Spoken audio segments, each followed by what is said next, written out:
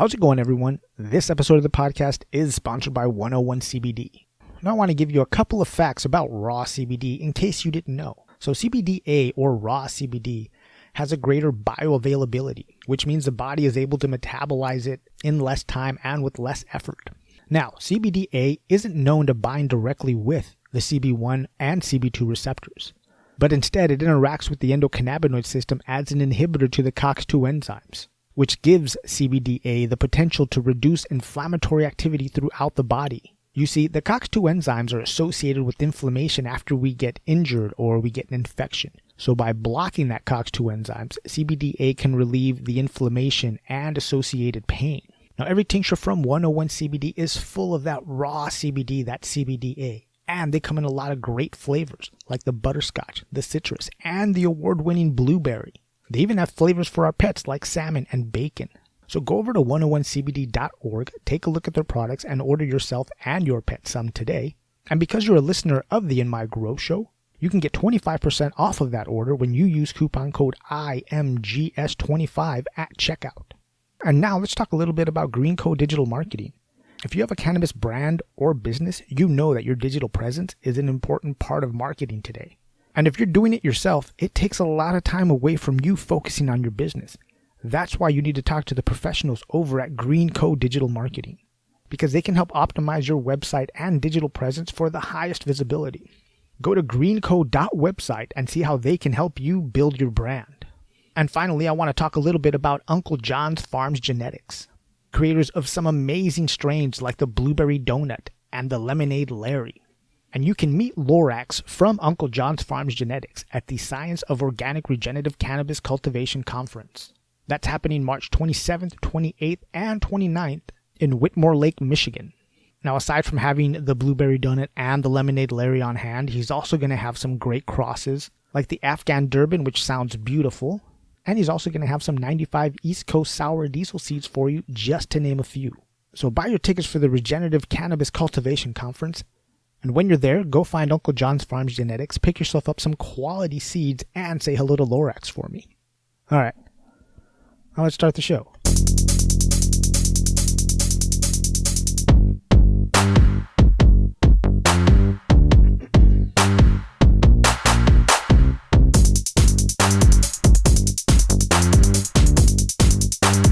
Greetings, everyone, and hello once again. Welcome back to the In My Grow Show, the podcast dedicated to taking the mystery out of cannabis. I'm your host, Alex. Now, later on, I'm going to play a conversation that I recorded with my buddy Zane from the CannaClub over at UCSB. Now, before that, I want to talk about something. Last week, I was talking about sulfur and nitrogen for cannabinoid production.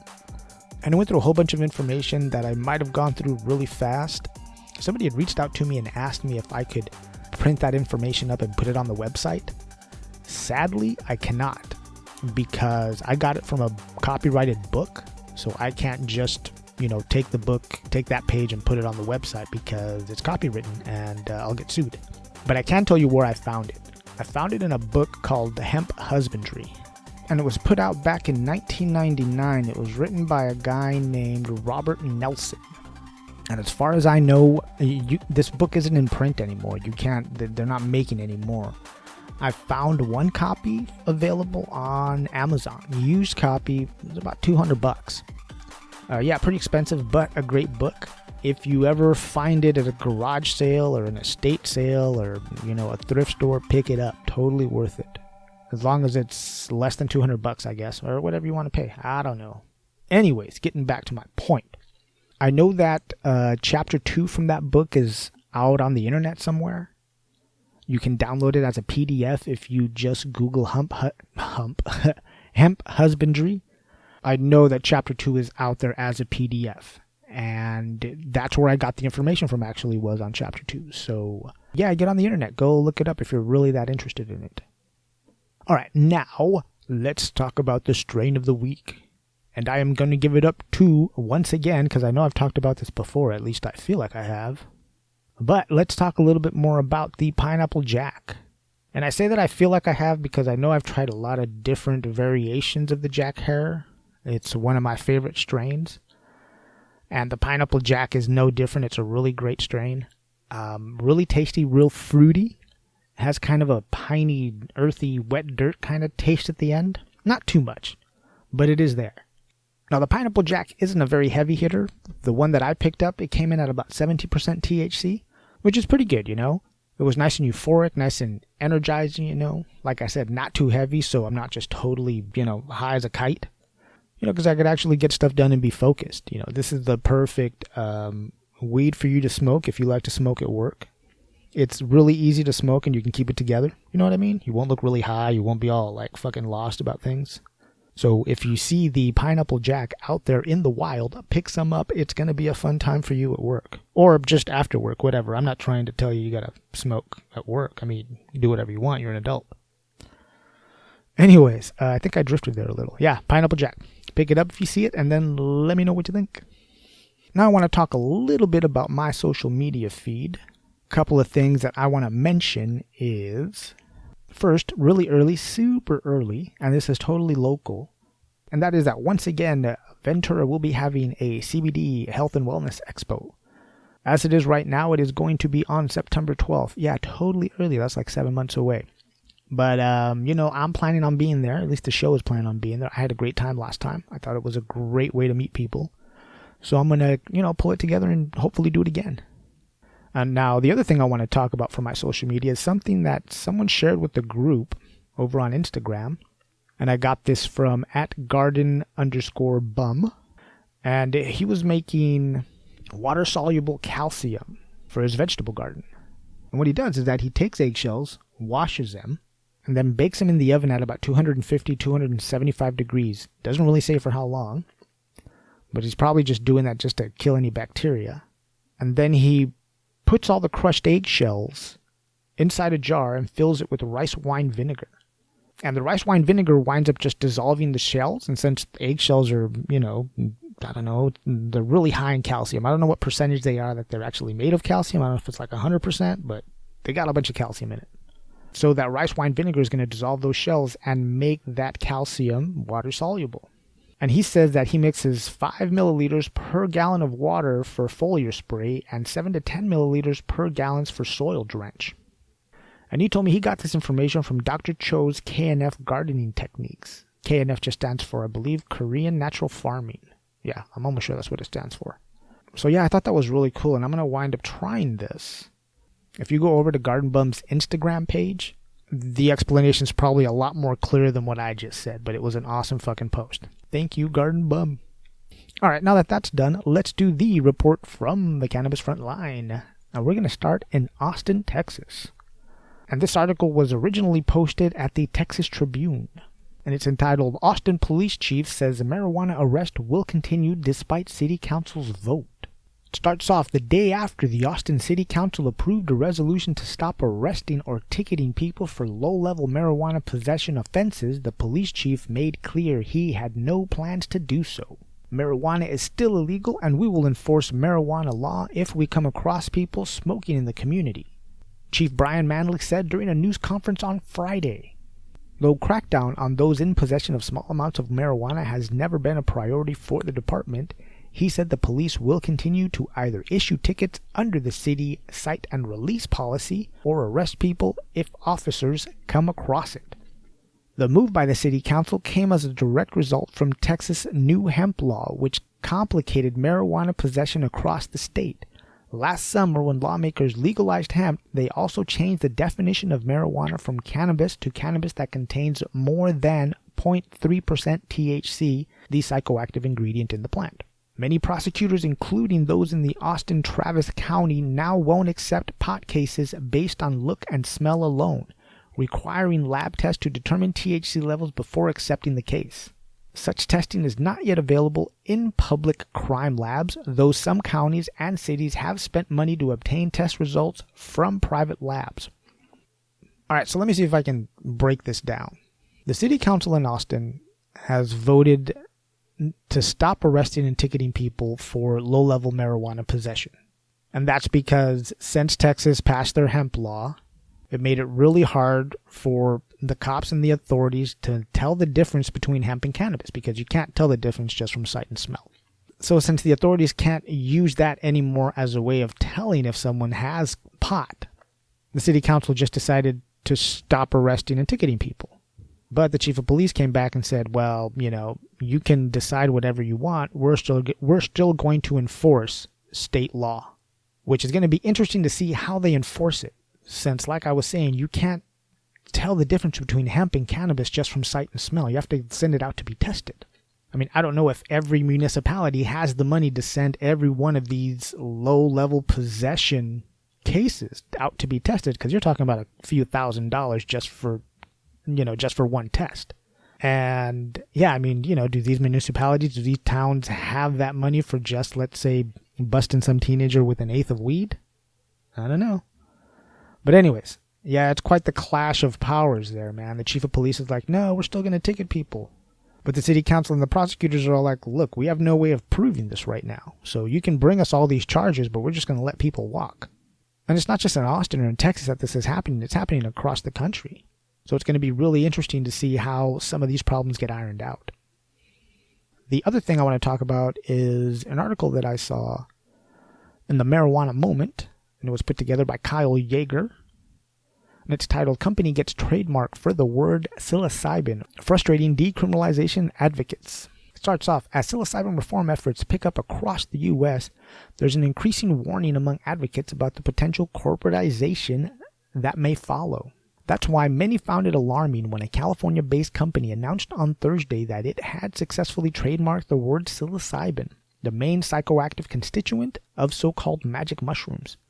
Psilocybin is a brand of chocolates that do not contain the psychedelic itself, but are meant to begin educating, enlightening, and supporting the community in upgrading their inner vibrations in order to get everything they want of their time here on Earth, according to the mission statement.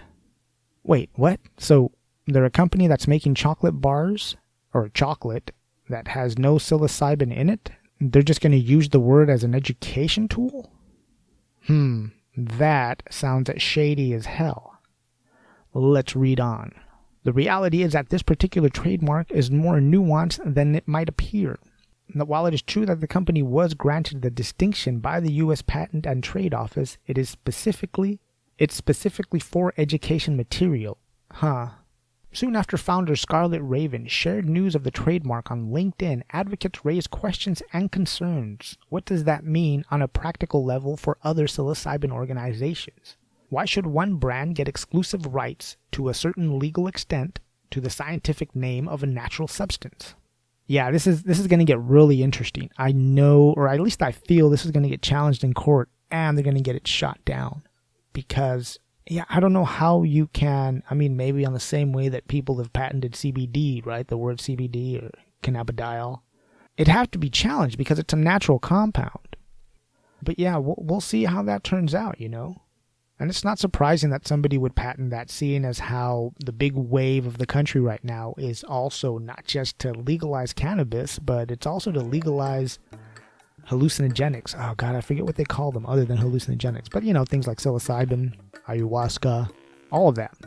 Because it's the same argument that the cannabis industry had when a company patented the word cannabidiol, CBD. We'll see how much it stands up. It would have to get challenged in court. Now, the last thing I want to talk about is New Hampshire, because it looks like they're about to legalize the possession and cultivation of marijuana for adults. A bill filed earlier this month would simply allow adults 21 and older to possess and gift up to 3/4 of an ounce and grow up to 6 plants. But there's no commercial avenue for cannabis there. There's no commercial setup. There's no legal shops to buy. Everything's going to be peer-to-peer. Everything's going to be person-to-person. So from how I understand it, an adult 21 and over in New Hampshire, if this legislation passes, will be able to grow up to 6 plants, 3 mature, and possess and give away 3/4 of an ounce.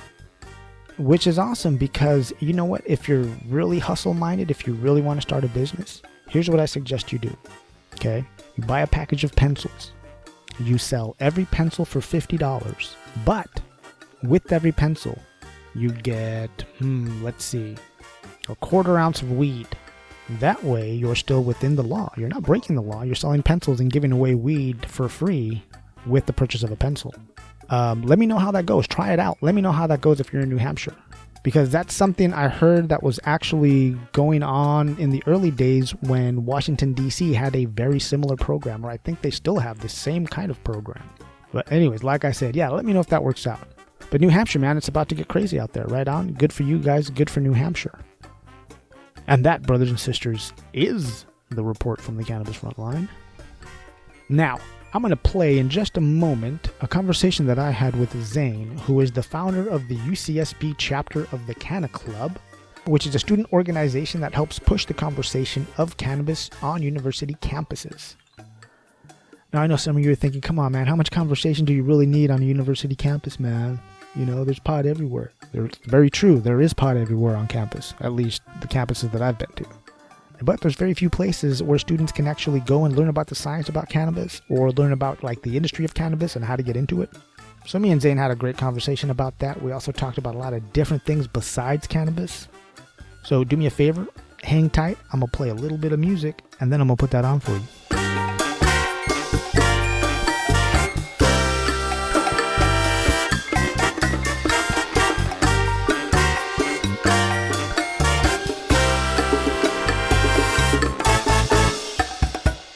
So check it out, everybody. With me on the phone today, I've got Zane Qureshi. One of the things that he does is that he is the student organizer, president, the guy to go to for the CannaClub chapter at UCSB, and that is at the University of California in Santa Barbara. Zane, brother, how you doing today, man? Welcome to the show. Good, my brother. Thank you so much for having me. Absolutely, man, for sure. I'm glad we could put this together, man. It was pretty good. 100%, dude. I'm happy to be here. I know we've been playing this for a long time now. Yeah. We've been talking about it for a while. It's good to be here. All right, so do me a favor, man. Break it down for me a little bit, because I know there's like Canna clubs at different colleges, at least here in California. At least I've seen one at UCLA. What is the CannaClub doing?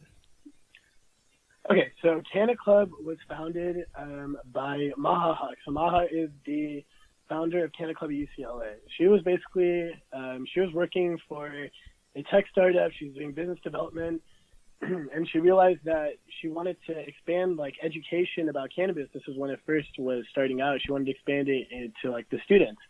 So she basically started CannaClub at UCLA, which then expanded into our sister chapters, one being UCSB. And so what CannaClub is, I know when I tell people I run CannaClub, they say, oh, the Cannabis Club, they kind of laugh about it. But it's mostly it's focused on education. So what CannaClub seeks to do is we ignite student engagement in the cannabis space. We create a community centered around interdisciplinary research, social innovation, and entrepreneurship. So basically, we foster discussions around the emerging cannabis industry through awareness campaigns, information sessions, networking events, service, and just any kind of tools that we have and resources that we have to support our network of students by equipping them with the tools they need to kind of navigate this cannabis landscape. All right, so give me an idea, man. What kind of outreach? I mean, are you guys doing on campus? I mean, what does that look like? So the outreach that I have, so UCSB currently has 25,000 students. So the reach that we have is we've only done one event so far in May, which was a panel on cannabis and mental health. So that was purely educational. We brought out Dr. Bierman, who's renowned in the field of marijuana. We brought out a couple other people, and we threw an event. And honestly, at first I didn't know if a lot of people would come.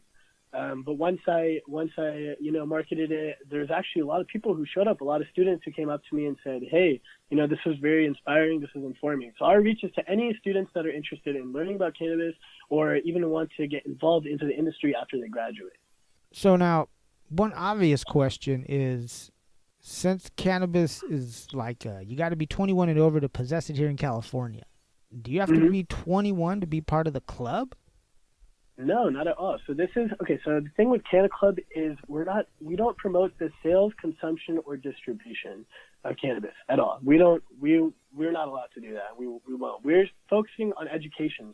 So let's say that somebody is a cannabis user, and they might see other people do it. They might be a user themselves, even if they're under 21. But do they know what they're smoking? Do they know the education behind it? Do they know what it does to you? These are things that we have to kind of take into account when we're kind of progressing with this plant. And in terms of just the destigmatization too, we're trying to turn people, we're trying to educate people so that we can kind of give the student voice, the community, give the students a voice, for example, too. So you don't have to be 21. It's anyone who simply just wants to learn more, become an advocate for it. Let's say it's helped them or someone that they know in the past. Here, we'll give you a voice. That's kind of what we're here for. So let me ask you this. So how are you preparing to get into the cannabis industry once you leave college? So I currently work for Delta Leaf Laboratories, which is a genetics laboratory in Santa Barbara.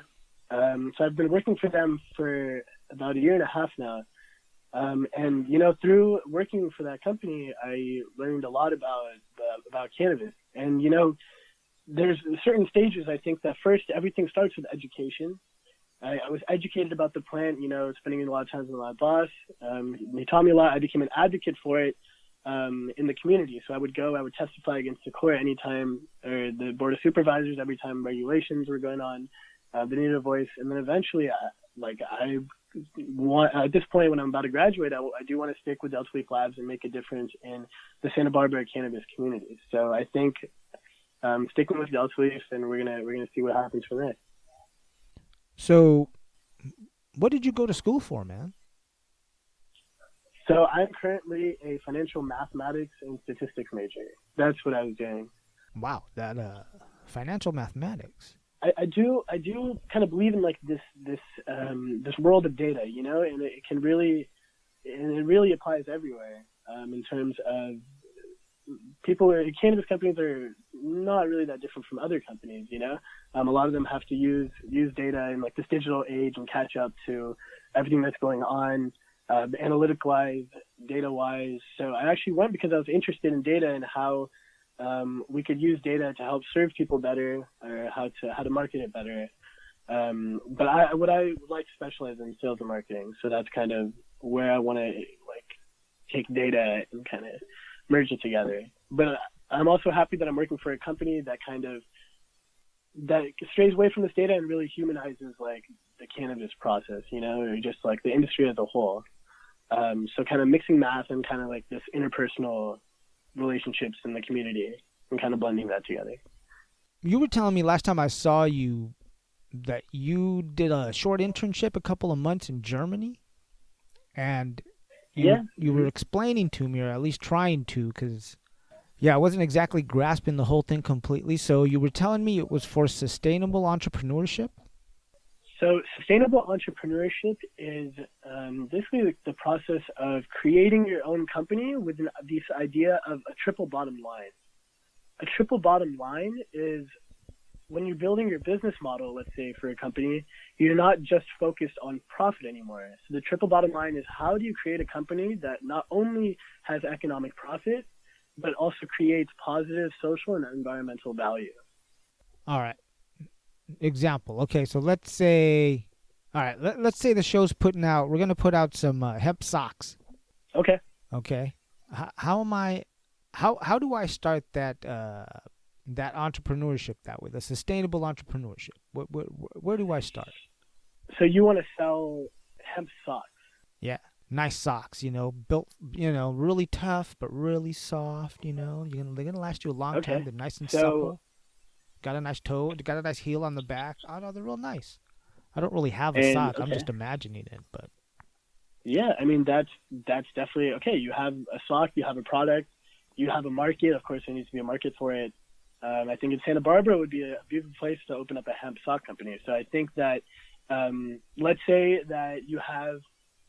So the thing with creating a company, entrepreneurship is different from a corporate or a corporation because they have the infrastructure is already in place. But whereas when you create a company, you have a lot of leverage in terms of the things that you can do within sustainability. So sustainable entrepreneurship, I wanted to open up a hemp sock company. Yeah, so that would be you serving the environment. That's you hopefully making a profit here, and then if you do charity work, if you want to go the extra mile, you can also serve the people. So maybe paying back like giving some money over to the farmers or hosting some sort of event. I'm going to give socks to the homeless. Do you know how hard it is to have clean socks when you're homeless? Man, that's what I'm saying. You're serving the people. You're serving the environment. You're serving. I think I'm going to start making socks. You're making some money, too. Holy shit. All right. All right, Zane. Every 5-pack of socks that you buy, one homeless person gets a pair of socks. That's what I'm saying. You're already on your way. You're already on your way, damn. buddy. I'm going to start selling socks. All right, I got to make a note, man. Selling socks. And like when we create things, let's say I own a clothing store, not a hemp store. I do fast fashion. I'm importing, exporting like millions of clothes. I'm selling them on a massive scale. When I look at my stakeholders, so do you know what a stakeholder is? It's anyone who might be affected by the services or whatever that you provide as a company. All right. So a lot of people, when they create companies, they forget that the environment is the biggest stakeholder. There are your customers. There are, let's say you sell meat, there are cows that are involved that are affected. When you're making clothing, we often forget that the environment is our biggest stakeholder. When the old business models were traditionally focused on profit, that's what they would chase. They would chase a profit, and that was all they cared about. So they ruined the environment in the meantime because they were just trying to get to the highest profit. So they would release millions of tons of emissions into the sky that's eventually contributing to the climate change we have today. And this whole point of sustainable entrepreneurship, I'm going to kind of go off on a tangent here, is living within this donut. Basically, there's a donut model where on the outside lies our environment. So this is, how much carbon dioxide can exist in our world. How much, where's climate change gone? Where is ocean acidification gone?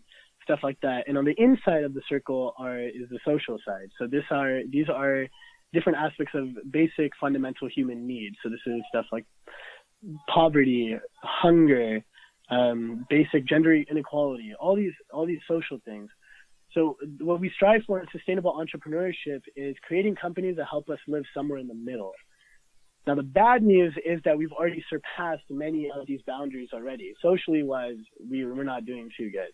There's still the poverty is still rampant, hunger is still rampant. We have a lot of things to fix. On the outside, climate change, we've already transgressed so many planetary boundaries in terms of what our planet can take. I think at this rate, the way an average American lives, we're going to need, 7 or 8 Earths to sustain our lifestyles. This kind of new idea of sustainable entrepreneurship, relatively new field, just talks about how can we serve the environment, how can we solve social problems while also making a profit. Hey, let me ask you something, man. So, as far as social responsibility, what is our responsibility to society? What is our responsibility to the other human being? Are we responsible to give them a fair wage of living? I think that it is our jobs as human beings to ensure that all fundamental basic human needs are met. When we live a life of abundance. Oh yeah, America, for sure. I would say. Yeah, absolutely. And I think that it's sustainable entrepreneurship. It's going back to that topic. It is sparked. Usually, these ideas for these companies come from an experience. From an experience that one has. So let's say I go to Ethiopia and I see how the coffee farmers are being treated very poorly in poor conditions. It's going to kind of spark it inside of me and kind of say, hey, it's my social responsibility to make sure that all human needs and fundamental basic human rights are met. I think that is our responsibility. So let me ask you this. What companies and businesses are at the forefront, and they have the ability to change the world. What are those basic needs? Okay, so what do we got? Clean water, fresh air, enough food. You tell me. So the UN actually met and created the 2030 Sustainable Development Goals, right? So this is an agenda that said that by 2030, we need to have the Sustainable Development Goals in terms of social responsibility. I can talk about the social first. So 1, no poverty. So get rid of poverty. We need income inequality, make sure that everyone has enough money to live. Another thing is zero hunger. So get rid of hunger. People should not be hungry in this world. There's more. I think that food insecurity is an illusion. I feel like there's more than enough going around, and we just need to distribute it the right way. So hunger, good health and well-being. Everyone deserves good health. They deserve healthcare. They deserve to have their needs met. In terms of other social aspects, we have education, for example. That's something that I'm very big in, is education, because without education, you don't find people who kind of find that social responsibility and understand that we need to help other people. So I feel like it all starts with education. People around the world need access to education. Clean water, sanitation. Everyone deserves clean water. I think that should be a basic human right for people to drink clean water. And there's more. I think peace is another big one too, getting rid of peace and justice. So getting rid of war, for example. Those are the goals that we have. They're pretty high goals, but this is kind of the social responsibility that we have. And then when creating a company, you can choose which one that you want to attack. Hey, so does it say, and I'm just wondering because I just want to take you back a little bit, does it say in that UN report as far as financially, how much money does somebody need? How much money does somebody need to live, not just to survive, to thrive? Let's say to thrive, because surviving's hard, thriving's nice, So does the UN? I'm just wondering. I'm really curious. Does it? I mean, I guess it varies by country, right? Whatever. It does vary by country, but I think the living wage should be greater than the poverty level, I would say. At least greater enough. They have to make enough money to meet the minimum standards, given their cost of living, the local cost of living. Take the local cost of living, the living wage must be more. Yeah, I mean, we would hope, right? That'd be the goal. Mm-hmm. Yeah, that'd be the goal, man. That's a tricky one, though. Because then, at the same time, there's the other argument, right, all the time about poverty and wages. Because then that means all products and all services also go up. Are we okay with that? Oh, yeah, 100%. Well, I feel like there's a way around it, maybe without money. I feel like that there are people who have money that have the ability to change the world. It doesn't have to be, we're talking Jeff Bezos, Elon Musk. These guys literally have enough money to change the world. I think that it doesn't have to do with wages in other countries. Other countries are still developing where their currency is trash or they're corrupt. We can see that all over the world. I think the United States is a relatively stable country versus the rest of the countries in the world. So for me, the social responsibility comes from ensuring that all humans have the right to live, also not compromising the needs of our future generations either. So save the environment and end poverty, end hunger, push for education. Do you see what I'm saying? We have to take into account future generations. We also have to take into account our people too. Absolutely. Human beings. Absolutely. So let me bring you back a little bit. Let me kind of bring this all back around. So have you thought about where hemp lies in that whole circle? And I'm pointing out hemp specifically, not so much cannabis, because cannabis is a hard thing to really push for a worldwide market. Because as it is now, the market for cannabis is pretty fractured. There's no real country exporting the drug form of cannabis. You can export into a lot of countries. Into a lot of countries you can export hemp. Mm-hmm. So I'm wondering if what your thoughts are. I mean, have you thought about where does something like hemp, that cash crop, lie in this world economy now? Man, I think it lies everywhere, if I could be real. So where can I start? So let's say in sustainable so a lot of people around the world, for example, don't have houses. Right. Hemp can be actually made into hempcrete, right, which is sustainable. It's biodegradable, and it can be used to make sustainable architecture for a lot of people. But yeah, because we were talking, and I was just wondering, well, that just popped into my head.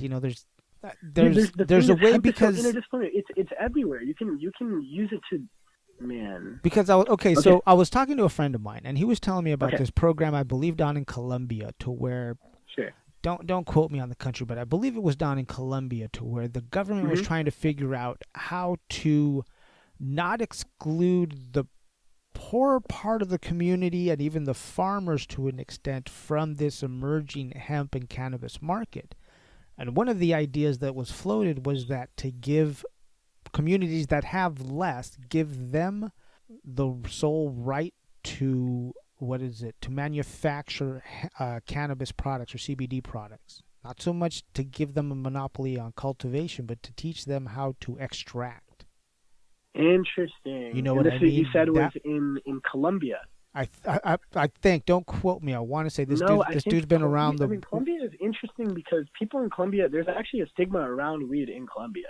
Oh, no, there's a stigma... The land is very, very cheap. There's a stigma around weed in a lot of South American and Central American countries, dude. And a lot of that has to do because of cartel violence. Yeah, but, I can understand that. But yeah, they still have this huge fear of just cartels taking over an actual legitimate industry. It seems we want to make it legitimate. Honestly, yeah. I mean, I'm excited mostly for global legalization. I think that's going to be crazy once we can start importing, because there are some like the original, like, let's say Hindu Kush from the mountains of India, right? Yeah, I like it already. Go ahead. Like those are strains of cannabis that you cannot get in America.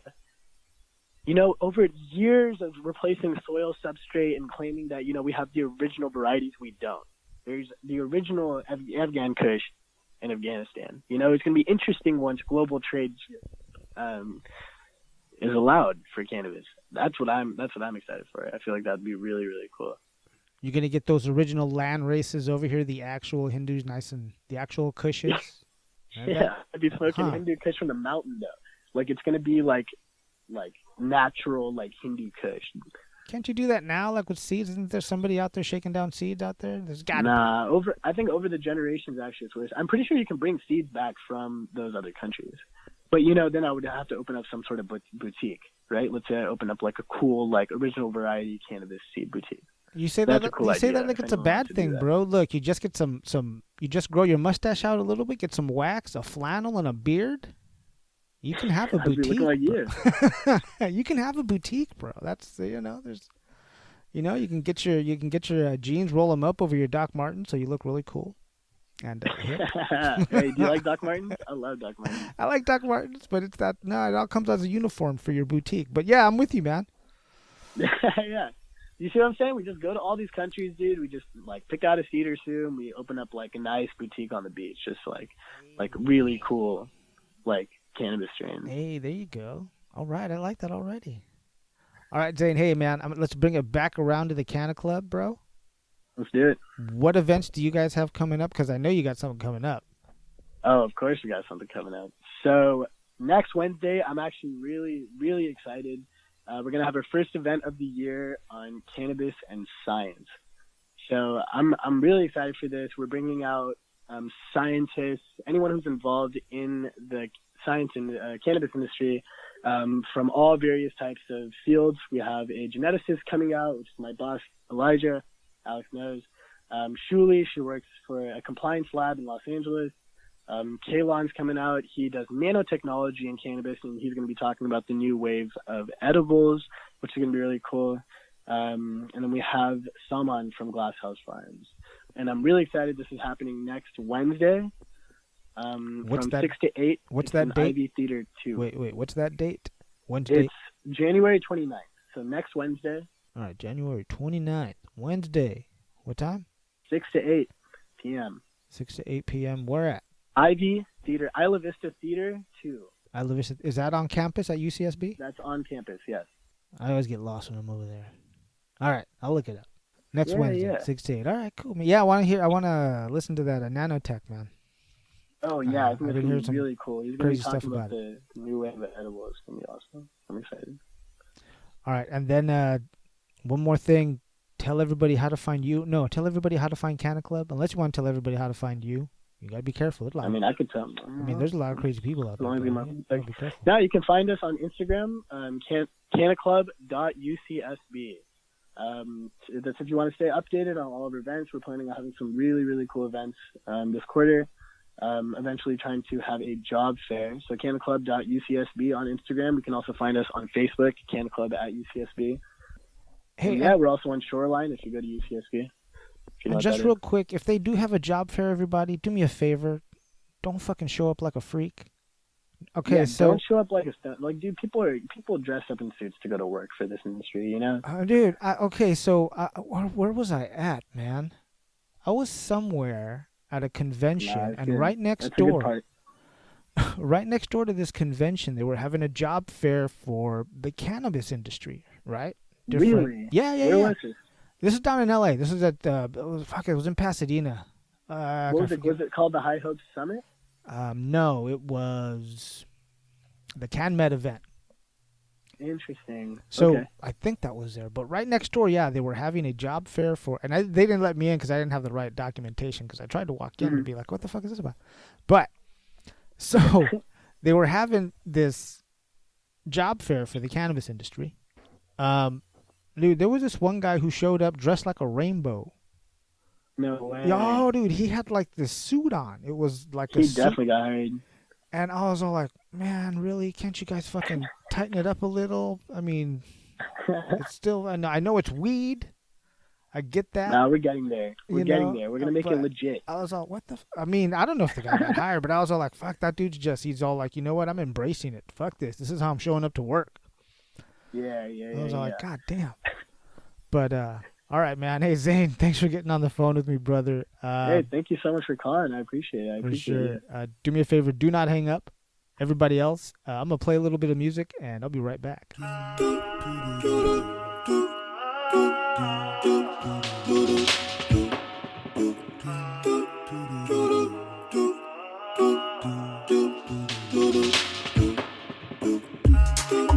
And that, everyone, was my buddy Zane. Just a reminder one more time, if you are in the 805 area and you want to go to the CannaClub event, that is going to be January 29th from 6 to 8 p.m. on the UCSB campus at the Isla Vista Theater number 2. And as always, brothers and sisters, if you have a question or a comment about this episode, do me a favor, send me an email that is inmygrow@gmail.com, or just reach out to me on the Cannabis app or on Instagram or even Twitter, and that is @InMyGrowShow. Well, check it out, ladies and gentlemen. That is the end of my notes, which means that is the end of my show. I have nothing more to share with you today.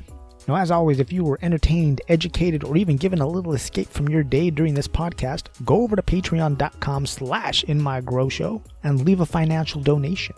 Now, if you don't want to leave a donation over at Patreon, you can go over to inmygrow.com, click on the Support the Show tab, and buy a t-shirt. And yet another way to help support the show financially is, before you go shopping at Amazon, click on the Amazon link at the top of the show notes of this episode so they know that we sent you and the show gets a commission. Now, I use those funds to pay for different hosting fees and to pay for equipment, and it just makes it easier to keep this show going. So please, if you can, help out financially. But if you can't help financially, don't worry about it. Here's how you can help, though. Subscribe to the website. Subscribe to the podcast wherever you're listening. And then go over to YouTube, look up In My Grow Show with Alex, and subscribe to the YouTube channel. And then after you do all that subscribing, just tell 3 other people about the show. Well, mi familia, my family, as I said, I'm going to get out of here. Now, you know I love you very much. And remember to always grow, learn, and teach.